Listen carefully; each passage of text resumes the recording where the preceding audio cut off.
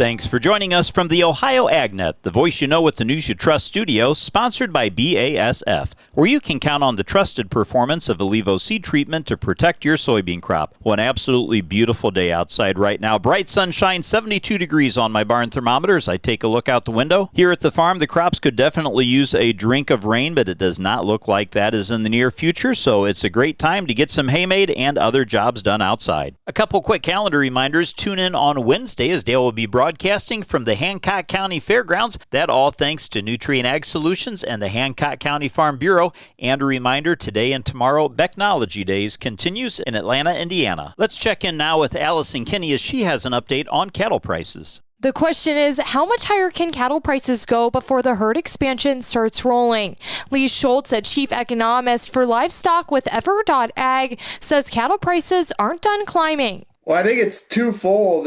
One is how much higher can we push these prices? When you look at fed cattle prices here, the second quarter of 2025 are up 20% compared to the second quarter of 2024. And we're looking for further price appreciation in the third and fourth quarters. I mean, my forecast would have them up roughly 25%. That would give us about a 237 per hundredweight average on a live weight basis for the third quarter, and just under that at probably about 234 for the fourth quarter. So what's ahead for next year? It looks like prices could be overall stronger, maybe up about 4%. So this price escalation is still, I think, in front of us some, maybe not at the speed that we've seen it so far, but realizing we're likely to continue to push these prices higher. I'd say it's similar for the calf and feeder cattle market, where we could see upwards of 30% increase here for the next several months as we even get into more supplies being available seasonally here.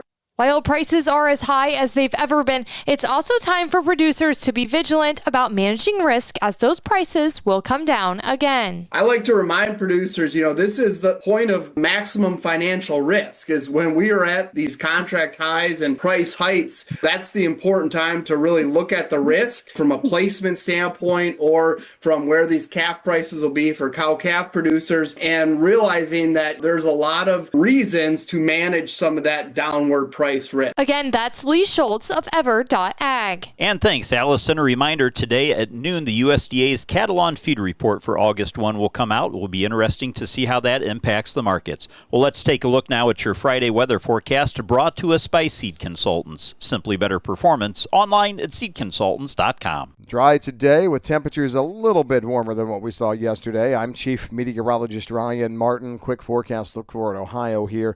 We're looking at a pleasant set of weather conditions all the way through the weekend. A frontal boundary coming through the Great Lakes, especially Michigan, probably increases cloud cover in Ohio for tomorrow midday and afternoon, but I don't think we see any threat of precipitation at all. Cooler temperatures in behind that front for Sunday, and those cooler temperatures hold through the first half of next week. We do see an increased chance of precipitation, at least over the northern part of the state, next to Thursday into early Friday with another front, and behind that front, guess what? It's cooler again. I'm Ryan Martin. Thanks, Ryan. Stay tuned. We'll be back to take a look at your markets after this.